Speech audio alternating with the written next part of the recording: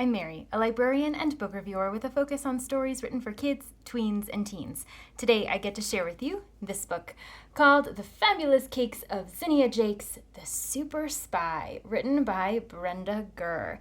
This is the third in the Zinnia Jakes series, and it focuses on Zoe Jones, who by day is a normal third grader. But behind the facade is the secret pastry chef, Zinnia Jakes. So she learns that her school, all of grade 3, gets to do a sleepover that weekend. And at the same time, the grown-ups are going to be having a super secret spy-themed party.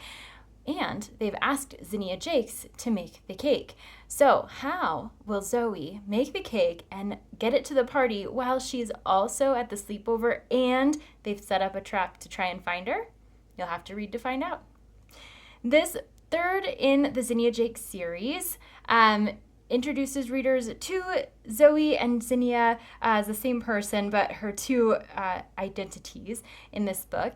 And it is written for a newly confident middle grade reader. So like most series fiction, it's not super long. Everything's tied up neatly at the end. And you have some characters that you'll recognize from the first 2 books if you've read them. If you haven't read them, that's all right. You can get the basic gist of what's happening from this third book without having read the first 2, although they do give you some background and understanding of the foundation of Zinnia Jakes' identity as you're going through this third book.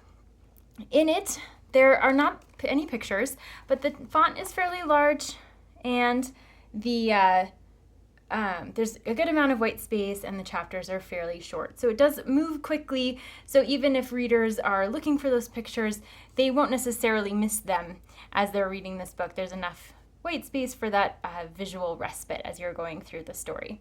So in this book, you have some themes of friendship, some themes of working through problems together and problem solving, capitalizing on one another's strengths to make sure everyone succeeds, and then also a unusual family dynamic with Zoe mostly living with her aunt while her famous father is out globe-trotting without her.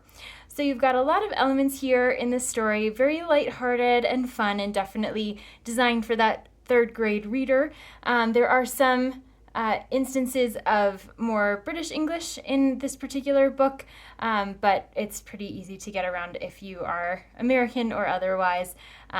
There's some parallels that will work. So if this book, or the series in general, sounds like a great fit for you, I hope you look for it wherever you get your books.